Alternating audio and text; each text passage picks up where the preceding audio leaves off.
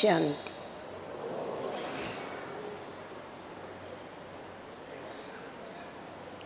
इस पुरुषोत्तम संगम युग पर बेहद के बाबा ने आकर के रुद्र ज्ञान यज्ञ की स्थापना की, जिसका नाम राजस्व अश्वमेध अविनाशी रुद्र ज्ञान यज्ञ है। जिस यज्ञ के द्वारा ही हम सब ब्राह्मण मन इच्छित फल प्राप्त करते हैं। मनुष्य यज्ञ रचते हैं तो कोई 7 दिन रचेगा, 5 दिन रचेगा, 15 दिन रचेगा, परंतु बेहद के बाबा ने 80 वर्ष से लेकर के ये यज्ञ रचा है, और जो ये यज्ञ अविरत चलता रहता है। बाबा कहते मैं एक ही बारी आके इस यज्ञ की स्थापना करता हूँ और इस यज्ञ के अंदर सारी पुरानी दुनिया स्वाहा हो जाती है। इस समय पर बाबा इस यज्ञ की स्थापना करते हैं, इसके बाद आधा कल्प के लिए कोई यज्ञ नहीं रचे जाते, क्योंकि उसके बाद नई दुनिया आ जाती। इस यज्ञ में स्व के ऊपर राज करने के लिए, विश्व राज अधिकारी बनने के लिए बाबा हमें इस अश्व को मेध करना सिखाता। भक्ति मार्ग में अश्वमेध यज्ञ रच करके लोगों ने बेचारे घोड़े को स्वाहा कर दिया। अभी नहीं कर सकते तो लकड़े के घोड़े बना के स्वाहा करते, परंतु बाबा ने हम बच्चों को बताया कि ये जो तुम्हारा शरीर है यही अश्व है। इस अश्व को, इस घोड़े को इसमें स्वाहा करना है, अर्थात देह अभिमान को इसमें स्वाहा करना है। जब तक इस अविनाशी रुद्र ज्ञान यज्ञ में हम देह अभिमान को स्वाहा नहीं करते हैं, तब तक ना हम वर्तमान समय स्व के ऊपर राज कर सकते और ना भविष्य में राज अधिकारी बन सकते हैं। इसीलिए हम हमेशा यही कहते हैं कि हम सभी ने बाबा के ऊपर तन मन और धन न्योछावर किया। पहला नंबर तन का आता है, उसके बाद है मन और उसके बाद है धन। क्योंकि अगर तन को स्वाहा किया जावे, देहाभिमान को छोड़ा जावे, तो कहा जाता है जहाँ तुम्हारा तन होगा वहाँ तुम्हारा मन होगा, और जहाँ तुम्हारा मन होगा वहाँ तुम्हारा धन होगा। तो देहाभिमान को छोड़ने के बाद दूसरा त्याग स्वतः ही हो जाता है, करना नहीं पड़ता है। तो ये रुद्र ज्ञान यज्ञ हम बच्चों को त्याग करना सिखाता है, जिस त्याग के आधार पर ही हम सब बच्चे, ब्राह्मण बच्चे, अपना ऊंचे से ऊंचा भाग्य बनाते हैं। त्याग के बिगर भाग्य नहीं मिल सकता है, इसीलिए पहले पहले त्याग और उसके बाद है भाग्य। अभी हम देखते इस यज्ञ को स्थापन होकर के तो बहुत समय हो गया, परंतु कोई कभी आए कोई कभी आए। मेजॉरिटी देखेंगे तो यज्ञ की स्थापना के बाद देरी से ही बहुत बाबा के बच्चे आकर के इस यज्ञ में स्वाहा हुए, उसके बने। अभी ये जो थोड़ा सा समय बचा है यज्ञ समाप्ति का, इस थोड़े से समय में एक तो देरी से आए, दूसरा फिर ये जो थोड़ा सा समय है, इस थोड़े से समय में हमें संपूर्ण बनना है, बाप समान बनना है, और बाप समान बन करके हमें कर्मातीत बन वापस अपने घर चलना। हमें पास विथ ऑनर बनना है, क्योंकि हम गॉडली स्टूडेंट हैं। तो जब हमें पास विथ ऑनर बनना है तो हमें चारों तरफ से मेहनत करनी पड़ेगी, उसके बाद ही हम पास विथ ऑनर बन सकेंगे। हमारे इस ईश्वरीय विश्वविद्यालय के 4 मुख्य जो सब्जेक्ट हैं, ज्ञान, योग, धारणा और सेवा, ये जो 4 सब्जेक्ट है, चारों भी सब्जेक्ट में हमें फुल मार्क्स लेने हैं। वैसे भी आप लोगों को मालूम है, स्कूल में समझो जितने भी सब्जेक्ट होते हैं, उसमें किसी सब्जेक्ट में आपने बहुत अच्छे मार्क लिए और अगर एक भी सब्जेक्ट में फेल हो गए तो एकदम आगे आने वाला नंबर पीछे चला जाता है। तो उसी प्रकार बाबा तो हम बच्चों को ज़्यादा तकलीफ नहीं देते हैं, ज़्यादा सब्जेक्ट नहीं सिखाते, सिर्फ 4 ही सब्जेक्ट सिखाते हैं। तो इन चारों भी सब्जेक्ट में हमको फुल मार्क्स लेने हैं, तभी हम पास विथ ऑनर हो सकेंगे और ऑनरबुली से हम अपने घर जा सकेंगे, धर्मराज के डंडों से बच सकेंगे। तो अभी हम देखते हैं कि आज हमारा जो विषय है सेवा का विषय, जितना हमें ज्ञान में रुचि रख के ज्ञान की गहराई में जा कर के पढ़ाई के ऊपर फुल अटेंशन दे करके ज्ञान का सिमरन करके ज्ञान स्वरूप बन के अर्थात ज्ञान को धारणा में ला के चलना है, उतना ही हमारे अंदर योग की भी रुचि रहे। जो हमारे सर्व संबंध एक ही बाप के साथ है, उन सर्व संबंधों को निभाते हुए हमें नष्टो मोह स्मृति लब्धा बनना है।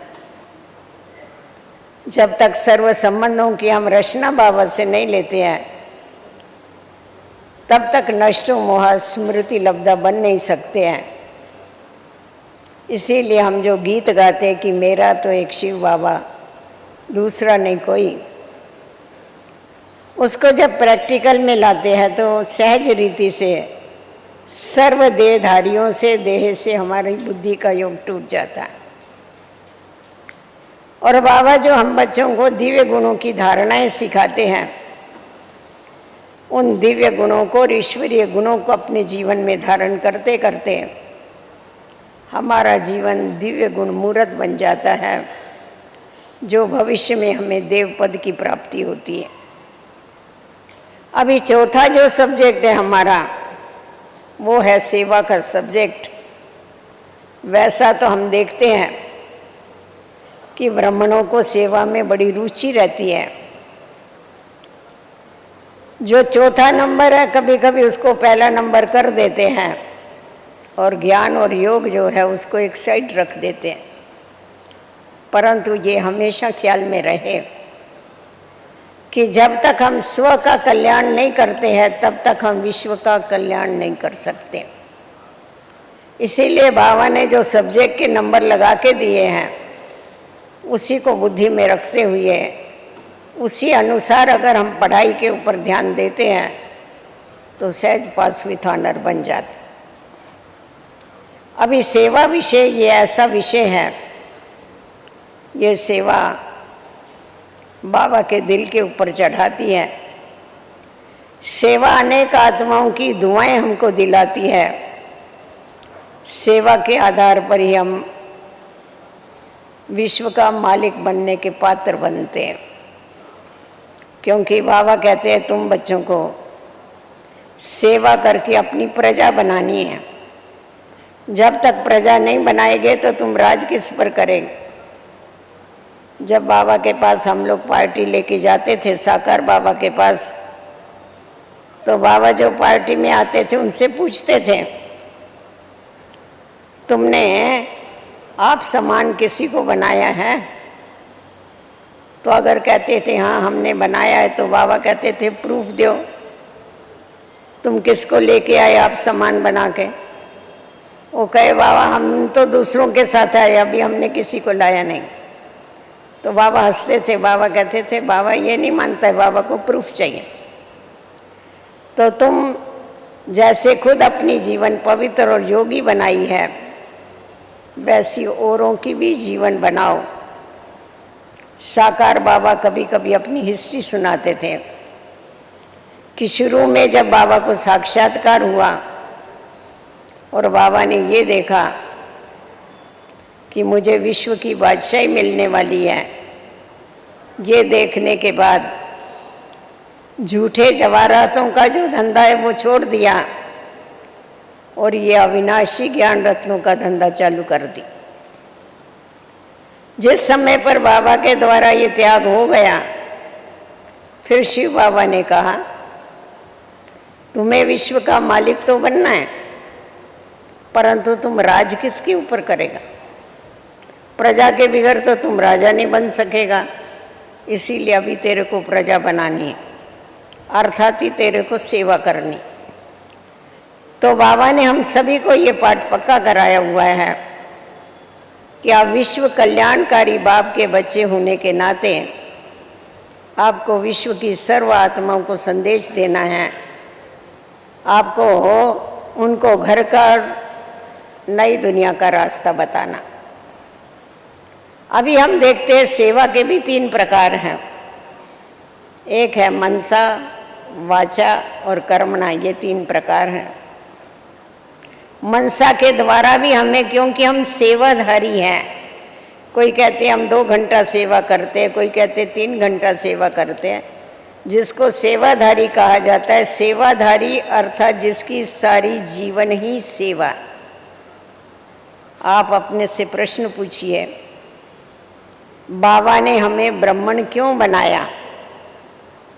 बाबा ने हमें ब्राह्मण बनाया यज्ञ की रक्षा करने के लिए। बाबा ने हमें ब्राह्मण बनाया यज्ञ को चलाने के लिए।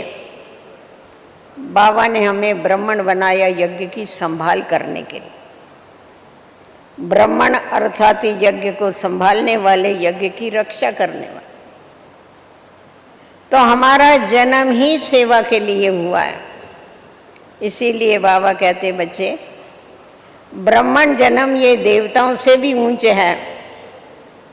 देवताएं तो वहाँ प्रारब्ध भोगते हैं, देवताएं विश्व के मालिक बनते हैं, परंतु देवताएं ये रूहानी सेवा नहीं कर सकते।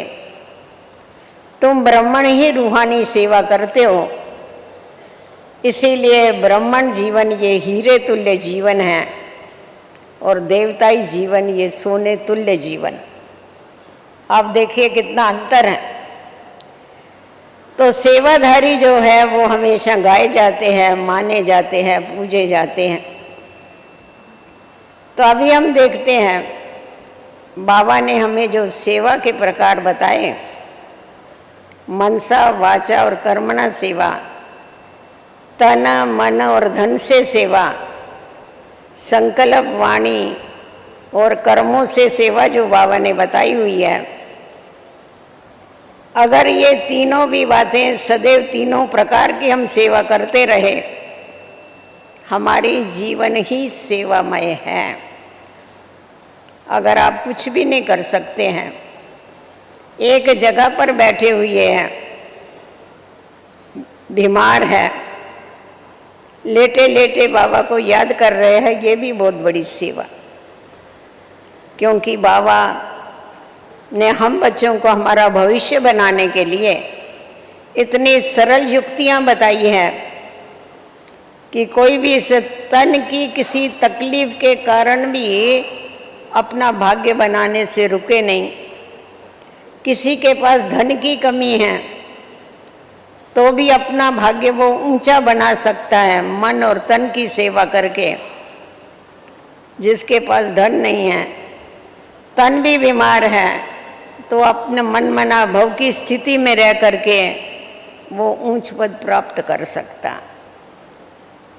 परंतु तीनों प्रकार से अगर सेवा की जावे तो आप समझ सकते हैं कितने थोड़े समय में हम कितनी कमाई कर सकते हैं। अभी दो बातें हैं, एक है बाबा की याद में रह के सेवा करना और दूसरा है सेवा में रह करके बाबा को याद करना। तो जो बच्चे बाबा की याद में रह के सेवा करते हैं वो अपने जीवन को भी अच्छा बनाते हैं, कमाई भी करते हैं, योग युक्त होकर के कर्म करते हैं, इसीलिए उनके कर्मों में सदैव श्रेष्ठता रहती। पहले याद पीछे सेवा। परंतु जो बच्चे सेवा करते हुए याद करते हैं, अर्थात हम सेवा कर रहे हैं, अगर हमको फुर्सत मिलेगी तो हम याद करेंगे, अगर फुर्सत नहीं मिली तो नहीं याद किया, तो वो अच्छा बनने की इच्छा रखते हैं परंतु अच्छा नहीं बन सकते। तो इसीलिए हमें हमेशा ये ध्यान में रखना है, जिस भी प्रकार की हम सेवा करते हैं हमें बाबा की याद में रह के पीछे सेवा करनी है। इसीलिए बाबा हमेशा हम बच्चों को कहते हैं, आप कभी भी ये नहीं कहो कि हम सेवाधारी हैं, हम ईश्वरीय सेवाधारी। ईश्वरीय सेवाधारी, पहले ईश्वर याद आया, पीछे सेवा याद आई। आप सिर्फ सेवाधारी कहेंगे, सेवाधारी तो दुनिया में भी बहुत है, जिस्मानी सेवा करने वाले कम है क्या? तो तुम वो सेवा करने वाले नहीं हो, तुम ईश्वरीय सेवा करने वाले हो, गॉडली सर्विस पर हो। तो गॉडली सर्विस कहने से तुम्हें गॉड स्वतः ही याद आएगा और सामने वाले को भी गॉड की याद आएगी। तो बाबा ने ये युक्तियां हम बच्चों को याद और सेवा का बैलेंस रखने के लिए बताई हुई है कि हम सेवा करके अपना भाग्य भी बनाते रहें और उसके साथ साथ स्वयं की उन्नति भी करते रहें। दोनों अगर पैरेलल चलेगा, स्व उन्नति और विश्व सेवा, इससे हमारी डबल कमाई होती रहे। तो अभी हम देखते हैं मनसा के द्वारा जो सेवा है वो ईश्वरीय याद के द्वारा हम सेवा करते हैं। बाबा पतित पावन हैं, वो हम आत्माओं को पतित से पावन बनाते हैं, परंतु बाबा बच्चों को कम नहीं बनाता है। बाबा हम बच्चों को मास्टर पतित पावन बनाता है।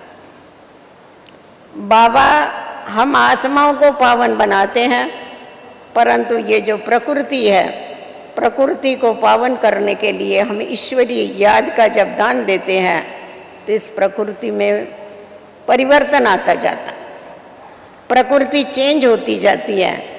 और जब हम प्रकृति को, पांच तत्वों को योग का दान देते हैं तो प्रकृति तमो प्रधान से सतो प्रधान बनती जाती है। और हमारे योग बल से ये प्रकृति जब तमो प्रधान से सतो प्रधान बन जाती है तो नई दुनिया में हमें शरीर भी सतो प्रधान मिलते हैं और ये प्रकृति भी सुख देने वाली सतो प्रधान होती। और अंत के समय सबसे बड़ा फायदा ये होता है, जितनी हम प्रकृति की सेवा करते हैं तो अंत के समय जब महाविनाश का समय होगा, जब प्रकृति अपना जलवा बताएगी चारों तरफ, उस समय प्रकृति हमें सहयोग करे। समझो बाढ़ है, धरणीकंप है या ज्वालामुखी है, जो भी है इसके रूप हैं, इसमें ये प्रकृति हमारे को सेफ रखेगी अगर हमने इसकी अभी सेवा की होगी। इसके ऊपर एक बार अव्यक्त बाप दादा ने बहुत अच्छी समझाने दिया। बाबा ने कहा, देखो बच्चे, आज तुम्हें कोई प्रदर्शनी करनी होती है, प्रोग्राम करना होता है, तुम वो जो हाल वाला है उस मालिक के पास जाते हो और उसको बोलते हो हमारे को आप ऐसी ऐसी सेवा करनी है, आप हमारे को फ्री में हाल दो। परंतु क्या होता है, वो आपको सहयोग देने के लिए तैयार नहीं होता। क्यों नहीं तैयार होता है? क्योंकि आपने उसको कभी सहयोग नहीं दिया। अगर आपने पहले से उसकी ये रूहानी सेवा की हुई है और फिर आप उससे सहयोग लेने के लिए जाते हो, आपको फट से वो सहयोग देने के लिए तैयार हो जाता है। आज हम देख रहे हैं ये रिजल्ट। इतने जो योग शिविर वाले आते हैं, इतने जो ढेर के ढेर कॉन्फ्रेंस में आते हैं बाहर वाले, वो कोई योगी नहीं बनते पर सहयोगी जरूर बन जाते। जिस समय हम सेवा में हमें सहयोग चाहिए वो देने के लिए तैयार रहते हैं, तो बाबा ने कहा उसी प्रकार तुम मनसा के द्वारा जब इस प्रकृति को सतो प्रधान बनने में सहयोग देते हो, तो अंत के समय ये प्रकृति तुमको सहयोग देगी। तुम्हारी ट्रेन लास्ट होगी, उसके बाद कोई ट्रेनें नहीं चलेगी। तुम्हारा प्लेन लास्ट होगा, उसके बाद प्लेन बंद हो जाएंगे। जहाँ पर धरणिकंप होने वाला होगा वहाँ से तुम खिसक जाएंगे, तुमको प्रेरणा मिलेगी। ये तभी होगा अभी तुमने जब प्रकृति की सेवा की हुई हो। तो मनसा के द्वारा एक तो वायुमंडल को हम पावरफुल बनाते हैं, मनसा के द्वारा हम प्रकृति को सतो प्रधान बनाते हैं। इसीलिए बाबा हम बच्चों को कहता है कि बच्चे आप अपना एक सेकंड भी वेस्ट नहीं करना। एक सेकंड भी बहुत वैल्यूएबल है, आप उसको सदैव सेवा में लगाओ, सदैव ईश्वरीय याद में रहो। तो जिससे क्या होता जाएगा, सारा वातावरण जो है तमो प्रधानी वातावरण चेंज होके सतो प्रधान हो जाएगा। तो जब हम ब्राह्मण इतनी मेहनत करते हैं मनसा के द्वारा, तो हम ब्राह्मणों का किला भी क्या होता है, मजबूत होता जाता है। जिस प्रकार आपको मालूम होगा द्वापर युग के बाद जो राजाएं आए कलयुग में, तो राजाएं क्या करते थे, दुश्मन तो उनके बहुत होते थे। सतयुग त्रेता में कोई दुश्मन नहीं होता, द्वापर में भी नहीं होते, कलयुग के अंत में होते। तो उस समय वो क्या करते थे, अपने राजवाड़े के आसपास में खंदक खोद के रखते, जिसमें सदैव पानी रहता था या अग्नि रहती थी कि दुश्मन अंदर वार नहीं करे। तो उसी प्रकार हम ब्राह्मणों का जो किला है, उस किले में माया वार नहीं करे, उसके लिए योग की ऐसी अग्नि सदैव अगर प्रज्वलित करके रखे, मनसा सदैव हमारी बाबा के साथ लगी रहे, तो हमारा ये ब्राह्मणों का किला जो है वो सेफ रहेगा और कभी भी माया अंदर घुस नहीं सकेगी। हमारे पास तो नहीं माया आएगी, पर दूसरों को भी हम माया से बचाएंगे, क्योंकि बाबा ने हम बच्चों को विघ्न विनाशक बनाया हुआ है। खुद के विघ्नों को तो दूर करना है, निर्विघ्न तो बनना है, पर औरों के विघ्नों को भी हम विनाश करते हैं अपनी मनसा शक्ति के द्वारा। अभी उसके बाद हम देखते हैं वाणी के द्वारा जो हम सेवा करते हैं तो वाणी के द्वारा सेवा करते हैं तो हमें अनेक आत्माओं की आशीर्वाद मिलती। वाणी के द्वारा सेवा करना मतलब यही नहीं कि बाबा का परिचय देना। बाबा कहता है कि बच्चे मीठी वाणी बोलो, सुखदाई वाणी बनो, कल्याण की वाणी बोलो। तो जितना जितना हम इस वाणी के द्वारा औरों को सुख का रास्ता बताते हैं, सुखदाई बोल बोलते हैं, मीठे बोल बोलते हैं, उतना उतना क्या होता है, अनेक आत्माएं हमें आशीर्वाद देती। और वाणी के द्वारा ही हम बाबा का भी क्या करते हैं, उनको परिचय देते। तो इसीलिए बाबा जो शंख ध्वनि बताया है, विष्णु के हाथ में जो शंख बताया, वो हमारी यादगार है। तो वो शंख ध्वनि हमारे को क्या करनी है, शंख ध्वनि सदैव करते रहो कि बाबा इस सृष्टि पर आया हुआ है। तो मनसा जब हम सेवा में लगाते हैं तो मनसा के द्वारा हमारी मनसा पावरफुल बनती है, हम माया जीत बनते हैं। वाणी जब हम सेवा में लगाते हैं तो वाणी को सेवा में लगाने से हमें अनेक आत्माओं की आशीर्वाद मिलती है। और तीसरा है अपने तन को हम सेवा में लगाते, जिसको आप यज्ञ की सेवा स्थूल रीति से कहते हैं। तन को सेवा में लगाना, कर्मों से सेवा करना। अभी कर्मों से सेवा करना, आप मनसा के द्वारा योग का दान दे सकते हैं, वाणी के द्वारा ज्ञान का दान दे सकते हैं सबको, और अपने कर्मों के द्वारा गुणों का दान दे सकते। सबसे बड़ी सेवा है ये। जो भी गुण है वो बोलने से कोई नहीं सीखता है, करके बताने से सीखते हैं। समझो सहनशीलता। अगर हमने उस सहनशीलता को अपने जीवन में धारण कर लिया, अगर हमने हर्षित मुक्ता को अपने जीवन में धारण कर लिया, अगर हमने धीरजता को अपने जीवन में धारण कर लिया, हमारे कर्मों के द्वारा जब वो गुण दिखाई पड़ते हैं, हमें देख करके दूसरे सीखते हैं। इसीलिए बाबा ने हम बच्चों को ये स्लोगन दिया हुआ है, सदैव ये याद रखो, जैसा कर्म हम करेंगे हमको देख करके और करें। इसीलिए अपने कर्मों के ऊपर हमें बहुत अटेंशन देना है, परंतु सिर्फ कर्मों के ऊपर नहीं, वाणी और मनसा के ऊपर भी इतना ही अटेंशन रखना है, क्योंकि हम सेवाधारी बाबा के बच्चे हैं। हमारे जैसे संकल्प होते हैं वैसा वायुमंडल बनता है। वायुमंडल को पावरफुल बनाने के लिए हमें पावरफुल संकल्प ही उठाने, और अनेक आत्माओं को बाप से जोड़ने के लिए हमें मधुर वाणी बोलनी है।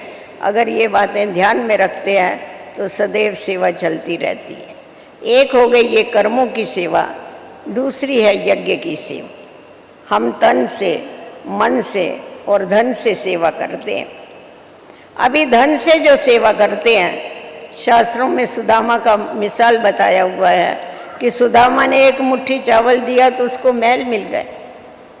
तो जितना जितना जो यथा शक्ति यथा योग्य, जिसको जितना करना है अपना भाग्य, जिसको जितना बनाना है उतना वो बनाता है, उसको भविष्य में उतने माल मिल।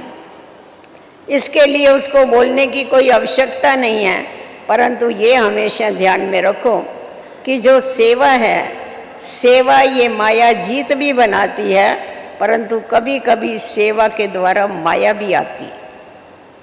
आप कहेंगे ये कैसा होगा? सेवा माया जीत बनने का साधन है, परंतु सेवा के द्वारा माया आती है। कैसे, मैं आपको बताऊं। अभी समझो कोई कार्य है, ईश्वरीय कार्य, कोई प्रदर्शनी है, कोई मेला है, कुछ है, तो हम अकेले तो नहीं कर सकते हैं, संगठन से ये कार्य होते हैं। जब संगठन से कार्य होते हैं तो हम क्या होते हैं, एक दो के संपर्क में आते। जब एक दो के संपर्क में आते हैं तो कभी कभी किसी के भाव स्वभाव आपस में टकराते। तो जब भाव स्वभाव टकराते हैं, टकराएगा पत्थर, पत्थर को टकराएगा तो आग निकलती है। तो उससे फायदा होने के बदले क्या हो जाता है, नुकसान हो जाता। मम्मा इसके ऊपर बड़ी अच्छी समझानी देती थी। मम्मा कहती थी, देखो कोई तुम्हारे से अगर टकराता है तो भी तुम्हारा नुकसान है, तुम किसी से टकराते हो तो भी तुम्हारा नुकसान। कैसे? अभी देखो दो चीज़ें हैं, एक है घड़ा और दूसरा है मटका। मटका जो है वो मिट्टी का है और घड़ा जो है वो पीतल का। अगर मटके के साथ अगर घड़ा टकराएगा तो क्या टूटेगा? मटका ही टूटेगा। अगर मटका घड़े के साथ जाके टकराएगा तो क्या टूटेगा? मटका ही टूटेगा। तो कोई मेरे साथ टकराएगा तो भी मेरा ही नुकसान, मैं उसके साथ टकराऊंगा तो भी मेरा ही नुकसान होगा। इसीलिए मेरे को मेरा सिर संभाल के रखना चाहिए। मुझे किसी से कभी भी टकराना नहीं है, मुझे किसी से कभी टकराना नहीं है। मुझे मोल्ड होके चलना है। क्यों? क्योंकि मुझे रियल गोल्ड बनना है। रियल गोल्ड जो होता है उसमें मोल्ड होने की शक्ति होती है। सच्चे सोने के जेवर नहीं बनते हैं। अगर बंगड़ी बनाएंगे ना, ऐसा करेंगे तो ऐसा हो जाएगी वो, इसीलिए उसमें खाद जरूर डालनी पड़ती है, वो मोल्ड नहीं होता है कभी। तो उसी प्रकार मुझे रियल गोल्ड बनना है, इसीलिए मुझे मोल्ड हो करके, मुझे मिल करके सबसे चलना है। चाहे लौकिक चाहे अलौकिक। जब तक आप झुक कर के नहीं चलेंगे, कहा जाता है दुनिया झुकती है पर झुकाने वाला चाहिए। अगर झुकाने वाला है तो दुनिया उसके आगे जरूर झुकती है। झुकाता कौन है? जो खुद झुकता है। तो ये बाबा ने जो हम बच्चों में निर्माणता का गुण दिया है, विश्व का नवनिर्माण वो ही कर सकते हैं। चाहे वाणी की सेवा है, चाहे कर्म की सेवा है, चाहे तन की सेवा है, चाहे धन की सेवा है, निर्माणता के बगैर आप सेवा नहीं कर सकते। आज देखो रास्ते में जा रहे हैं, कोई व्यक्ति गिरा हुआ है, आप उसको कैसा उठाएंगे? आप उसको हाथ देंगे ना। हाथ देने के लिए आपको नीचे झुकना पड़ेगा। आप सीधा खड़े होके हाथ दो, आप उसको नहीं उठा सकते। तो गिरे हुए को उठाने के लिए झुकना पड़ता है। तो जब ये बात हमारे बुद्धि में है, तभी हम औरों का उद्धार करने के लिए झुकना सीख जाते। हमारा बाबा कितना झुकता है, कितना निर्माण है, देख। तो अभी हम देखते हैं कि कभी कभी क्या होता है, ब्राह्मणों में भी जब सेवा के फील्ड में आते हैं तो एक दो के भाव, कभी खुद का स्वभाव उनको हैरान करता है, कभी दूसरों का स्वभाव हैरान करता है। तो जिसके कारण क्या होता है, एक दो से किनारा कर लेंगे, हम उसके साथ सेवा नहीं कर सकते। क्यों? नहीं, हमारा और उनका नहीं संस्कार बनता है। बाबा कहता है एक दो से किनारा नहीं करो, एक दो का सहारा बनो।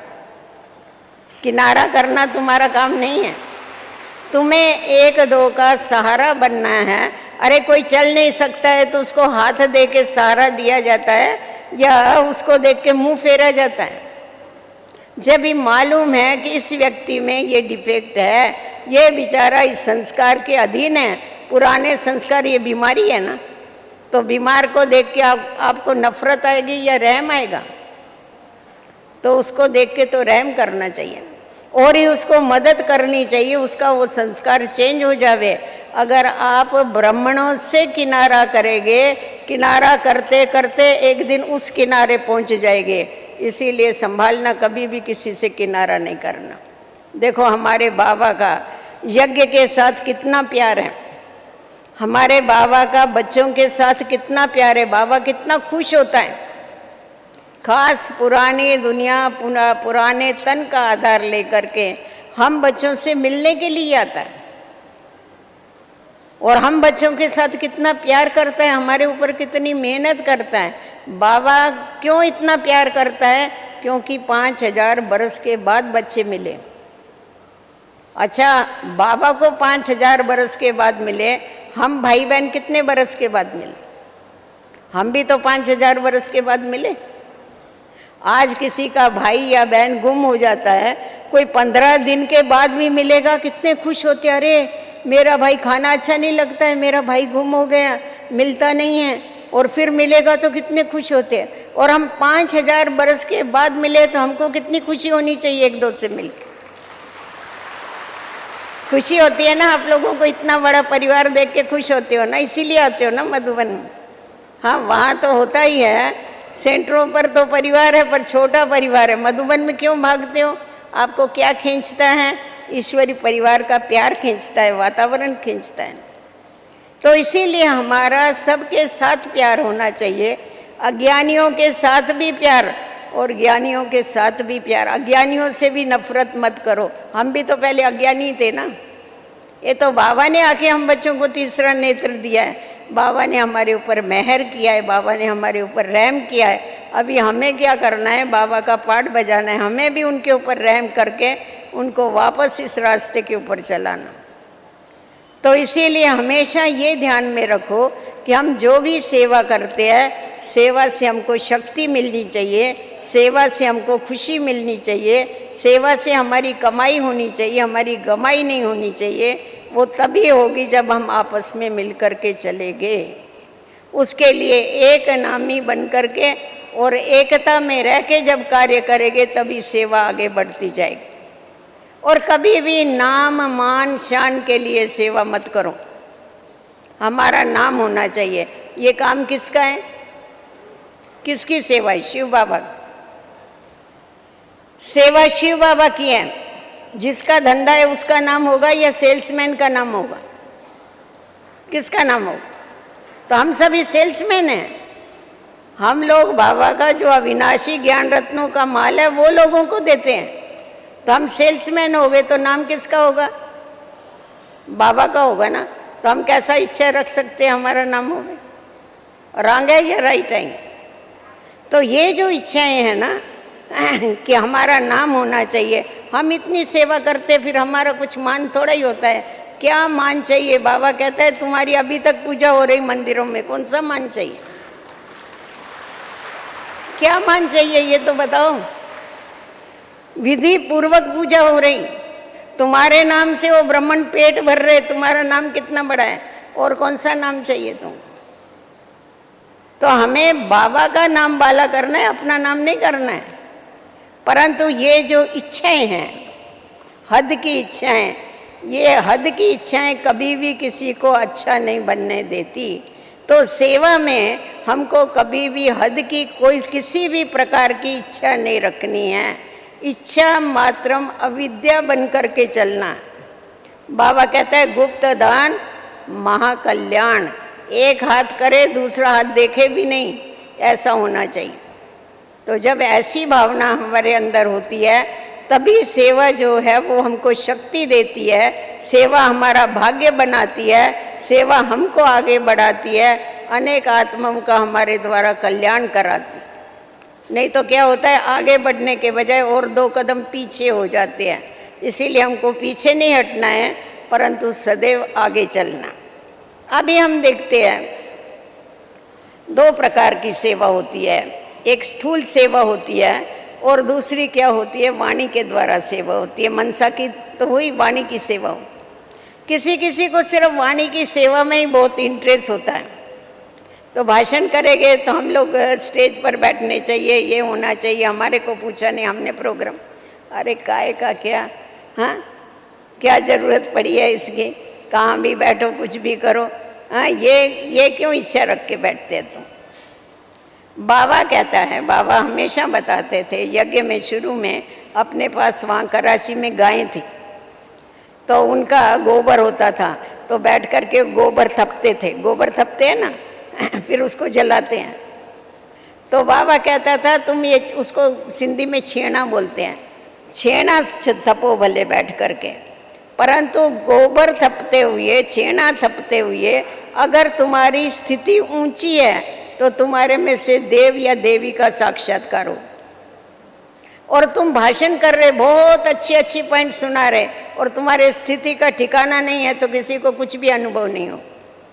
तो कर्म भले हल्का होवे परंतु स्थिति ऊंची।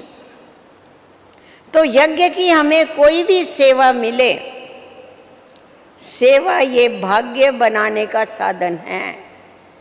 अगर हम विधि पूर्वक उस सेवा को स्वीकार करते हैं तो उससे हमारा भाग्य बनता है। परंतु अगर हम समझते ये कोई मेरा काम थोड़ा ही है, मेरे को बोला ये करने के लिए, मेरा काम नहीं है, मैं तो बड़ा ऑफिसर हूँ, मैं फलानी हूँ बड़ी, अगर ऐसा आया मेरे को तो गए काम से। कभी कभी क्या बोलते हैं, अभी हम बाबा बोलता है ना नयों को चांस दो, हमने अभी बहुत सेवा कर लिया, होते हैं खुद की कमी होती है, खुद थक गए हैं सेवा करके, समझा? कोई भाव स्वभाव से थक गया, कोई किसी सरकमस्टेंस से थक गया, फिर क्या कहेंगे, अभी हमने तो बहुत सेवा कर लिया, अभी दूसरों को चांस दो ना आप। अरे सेवा का चांस मिलना माना ऊंचे भाग्य की ऑफर होना। आज मेरे पास ऊंचा भाग्य आ रहा है और मैं उसको रिफ्यूज करूं, हे भाग्य तू मेरे पास नहीं आना, दूसरे के पास जा। देखो बाबा ने हमेशा बच्चों को आगे रखा, कभी भी बाबा ने ये नहीं कहा मैं पहले मैं आगे, हमेशा बच्चों को आगे रखा। परंतु सेवा में और पुरुषार्थ में कौन आगे रहा?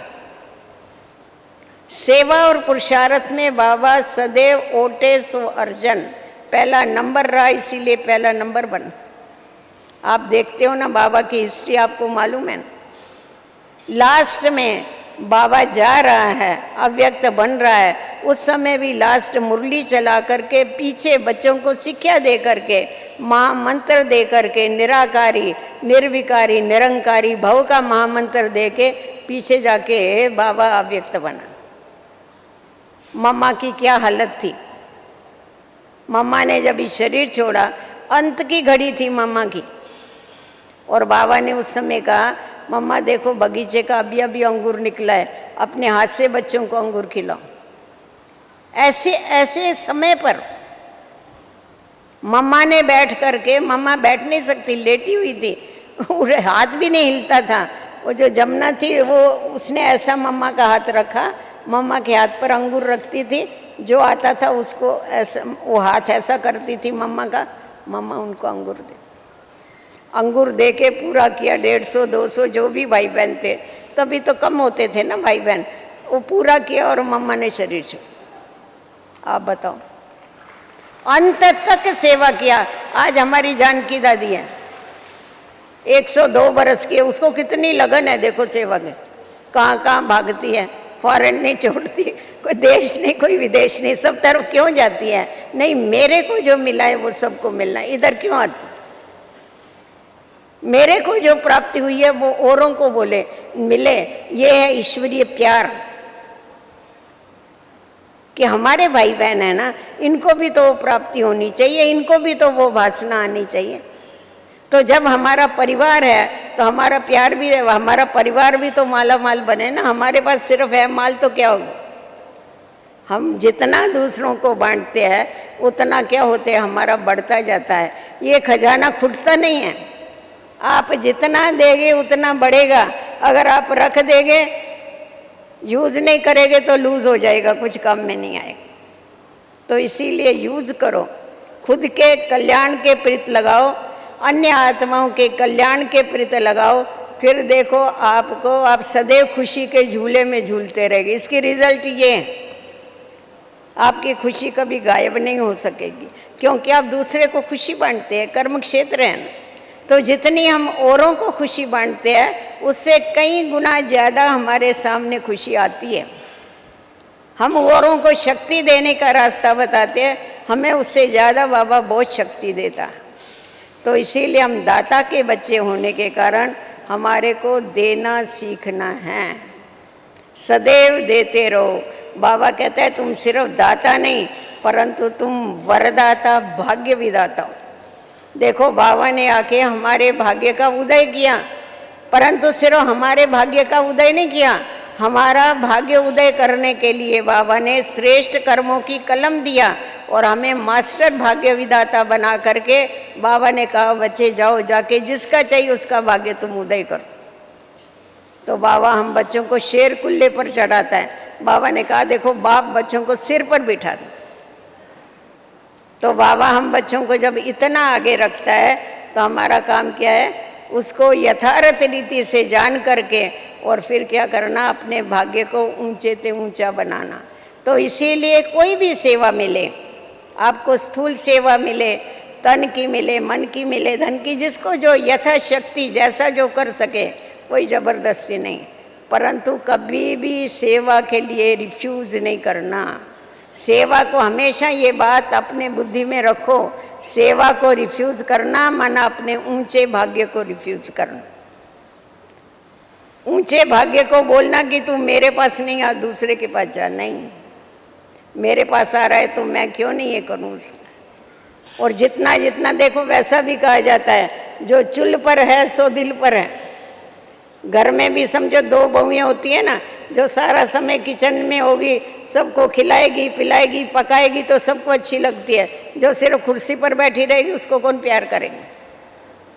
तो ये भी ऐसा है ना, जो सेवा करेंगे वो सबको प्रिय लगेगा। अभी गीत भी था ना, सेवा करने वाले सबको प्रिय लगते हैं, सारे परिवार को भी प्रिय लगते हैं, बाप को भी प्रिय लगते हैं, परंतु सेवा नहीं करेंगे तो कैसे प्रिय लगे। दूसरों को प्रिय लगना तो छोड़ो, पर सेवा करने के बाद हमारी जीवन हमको ही प्रिय लगती। तो अपने जीवन के वैल्यू को जान करके हमें उसका पूरा पूरा फायदा लेना है। और ये एक ही समय है संगम युग, ये है कमाई का युग। और तो खाने का युग है, सतयुग त्रेता युग क्या है, बैठ के खाने का युग। द्वापर से तो कमाओ और खाओ, हाँ, परंतु आधा कल्प की कमाई हम अभी बैठ के करते हैं।